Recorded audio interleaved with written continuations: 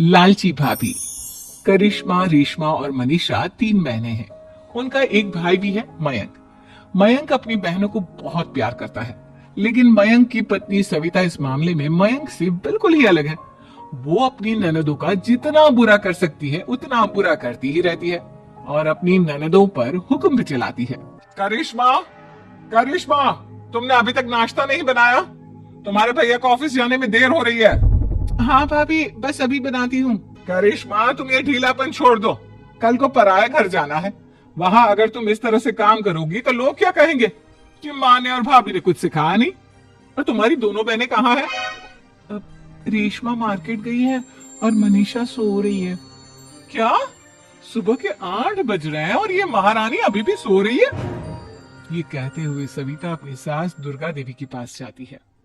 माँ जी, देख रही हो अपनी बेटियों के तौर तरीके? क्या हुआ बहू, सुबह सुबह क्या कर दिया मेरी बेटियों ने? अरे, एक तो अभी अभी उठकर किचन में गई है, दूसरी सुबह सुबह बाहर चली गई और तीसरी अभी तक सो रही है। क्या करूं मैं इन तीनों का? मैं तो परेशान हो गई हूँ।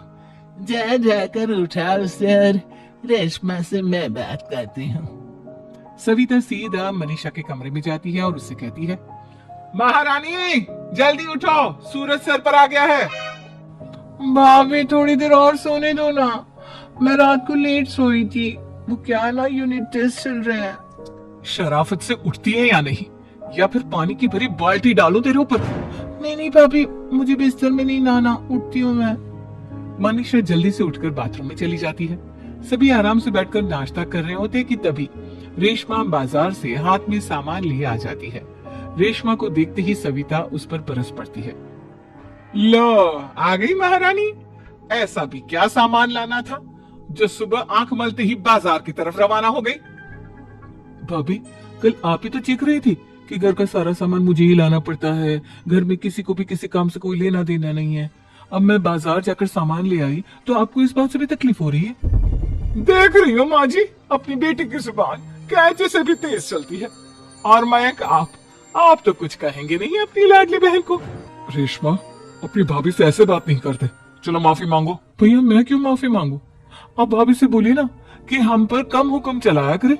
हम इस घर की बेटियां हैं और आपकी पत्नी की ननद है, नौकरानी नहीं। लो, कर लो बात। इनकी भलाई के लिए कुछ भी बोलो तो इन्हें बुरा लग जाता है। इस घर में यही इज्जत है मेरी। देख लो माँ जी, आपकी बेटी किस लहजे में मुझसे बात कर रही है। सविता वहां से चली जाती है। मयंक को बहुत गुस्सा आता है, वो भी वहां से चला जाता है। फिर करिश्मा रेशमा को समझाती है। रेशमा, तुम्हें भाभी से माफी मांग लेनी चाहिए थी ना। लेकिन दीदी, मैंने कुछ किया ही नहीं, तो मैं माफी क्यों मांगू? हाँ करिश्मा दीदी, रेशमा दीदी जैसे ही घर में आई भाभी ही उन पर चिल्ला रही थी। हाँ, मैं मानती हूँ कि गलती भाभी की थी। मैं तो इसलिए बोल रही हूँ कि भाभी ने माँ को तो पूरी तरह अपने वश में कर लिया है। वो हमारी बात सुनती ही नहीं। मयंक भैया हमारे लिए हमेशा खड़े रहते हैं, इसलिए उनकी बात का मान तो तुम्हें रखना चाहिए था ना। कोई फायदा नहीं दीदी, कुछ दिनों की बात और है, भाभी उन्हें भी हमारे खिलाफ भड़का देंगी। फिर वो भी माँ की तरह हमारी किसी बात का विश्वास नहीं करेंगे। इसी तरह सविता अपनी तीनों ननदों को किसी न किसी बात पर परेशान करती रहती थी। एक दिन मयंक अपनी तीनों बहनों के लिए गिफ्ट लाया। क्या रेशमा, ये तुम्हारे लिए हार का सेट। रेशमा, तुम्हारे लिए सुंदर सी ड्रेस। और मनीषा, तुम्हें किताबें पसंद है ना, तुम्हारे लिए किताबें लाया हूँ। थैंक यू भैया। थैंक यू भैया। थैंक यू भैया। करिश्मा, तुम्हारा नेकलेस कितना सुंदर है, ये भैया कहाँ से ले आए होंगे? मैंने भैया को 3 दिन पहले फोन पर ये डिजाइन दिखाया था और आज भैया ये ले आए। सविता तो अपनी ननदों के गिफ्ट्स देखकर जल गई और करिश्मा का नेकलेस तो उसे भी बहुत पसंद आया था। अपनी बहनों के लिए कितना अच्छा नेकलेस लेकर आए हैं, मुझे कभी कोई गिफ्ट नहीं दिया। मैं आज ही ये हार चुरा लूंगी। रात में सविता करिश्मा का हार चुरा लेती है और इसी तरह उसे अपनी ननदों की जो भी चीज अच्छी लगती वो उसे मांगती नहीं, बल्कि रात के अंधेरे में चुरा लेती। इसी तरह दिन बीतते गए और सविता ने मयंक के दिल में भी उसकी बहनों के लिए नफरत पैदा कर दी। एक दिन मयंक ने करिश्मा और रेशमा के लिए रिश्ता देखा और ये बात उसने घर में सबको बताई। माँ, करिश्मा और रेशमा के लिए बहुत अच्छा रिश्ता आया है, वो लोग कल इन्हें देखने आ रहे हैं। आप और सविता मिलकर सारी तैयारी कर लेना। ये सुनकर करिश्मा और रेशमा खुश हो जाती हैं, लेकिन सविता सोचती है अगर इन दोनों बहनों की शादी हो गई तो घर और बाहर का काम कौन करेगा। मनीषा तो एक नंबर की कामचोर है, उससे तो किसी बात की उम्मीद लगाना ही बेकार है। मुझे इस शादी को रोकना होगा। अगले दिन सभी लड़के वालों के स्वागत की तैयारी करने में लगे होते हैं। तभी मयंक अपनी बहनों से आकर कहता है, तैयार हो गई तुम दोनों?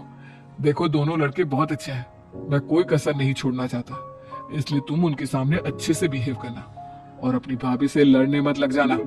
करिश्मा, तुम वो नेकलेस पहन लो ना जो मैं तुम्हारे लिए लाया था। भैया मैं बहुत देर से वो नेकलेस ढूंढ रही हूँ, लेकिन मुझे मिल ही नहीं रहा। क्या तुमने नेकलेस खो दिया? तुम्हें पता भी है वो कितना महंगा था? तुम कोई काम ढंग से नहीं कर सकती। मयंक गुस्से में वहां से चला जाता है। थोड़ी देर बाद लड़के वाले भी आ जाते हैं। वो दोनों बहनों को पसंद कर लेते हैं और रिश्ता पक्का हो जाता है। लेकिन सविता के दिमाग में तो कुछ और ही खिचड़ी पक रही थी। वो पंडित जी के पास करिश्मा की कुंडली लेकर जाती है और उन्हें पैसे देकर करिश्मा की कुंडली बदलवा देती है। जब लड़के वालों के पास करिश्मा की कुंडली जाती है तो वो दुर्गा को फोन करते हैं। बहन जी, हमने करिश्मा की कुंडली अपने पंडित जी को दिखाई थी। आपकी बेटी की कुंडली नहीं बल्कि दोषों का पिटारा है। देखिए, मैं और मेरे पति इन सब बातों में बहुत विश्वास करते हैं, इसलिए हम आपकी बेटी से अपने बेटे की शादी नहीं करा सकते। इस तरह करिश्मा का रिश्ता टूट जाता है और सभी घर वालों को बहुत दुख होता है। अब कविता सोचती है, चलो करिश्मा का तो रिश्ता टूट गया, अब रेशमा का भी रिश्ता तोड़ना है। क्या करूं? अब सविता आवाज बदलकर किसी अननोन नंबर से रेशमा के होने वाले ससुराल में फोन करती है। हेलो, मैं कौन हूँ कौन नहीं ये आपके लिए जानना जरूरी नहीं। बस इतना सुन लो कि रेशमा का 2 साल से किसी के साथ अफेयर चल रहा है। बस रेशमा का रिश्ता तोड़वाने के लिए सविता का इतना कहना काफी था। अब रेशमा का भी रिश्ता टूट गया। मयंक और दुर्गा देवी ने रेशमा को खूब खरी खोटी सुनाई और उससे बार बार उस लड़के के बारे में पूछने लगी। आप दोनों मुझे क्यों परेशान कर रहे हो? अरे कोई लड़का होगा मेरी लाइफ में तो मैं बताऊंगी ना, जब कोई है ही नहीं तो कहाँ से लाऊं मैं कोई लड़का? तो तेरे होने वाले ससुराल वालों को फोन किसने किया था? माँ मैं नहीं जानती किसने फोन किया था, मैं सच कह रही हूँ। मैं तो पहले ही कह रही थी इसकी लगाम खींच कर रखो, लेकिन मेरी सुनता ही कौन है। आप चुप रहिए भाभी, ये सब आपका ही किया धरा है। अब तीनों बहनों को विश्वास हो जाता है कि ये सब उनकी भाभी ही कर रही है। तीनों बहनें अपनी भाभी को सबक सिखाने के लिए एक वकील कर लेती हैं और घर में हिस्सा मांग। देखो भैया, माँ बाप की जायदाद में जितना बेटों का हक होता है उतना ही बेटियों का, इसलिए इस घर के 4 हिस्से होंगे और हमें अपना हिस्सा चाहिए। मैंने तुम्हारे लिए क्या क्या नहीं किया और तुम इस घर में हिस्सा मांग रही हो?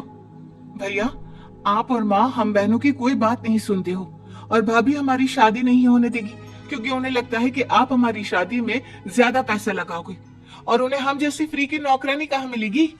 तो हम भाभी के साथ तो रह नहीं सकते, हम बहनों को अपना हिस्सा चाहिए। अरे तुम्हें शर्म आनी चाहिए अपनी भाभी पर ऐसा इल्जाम लगाते हुए।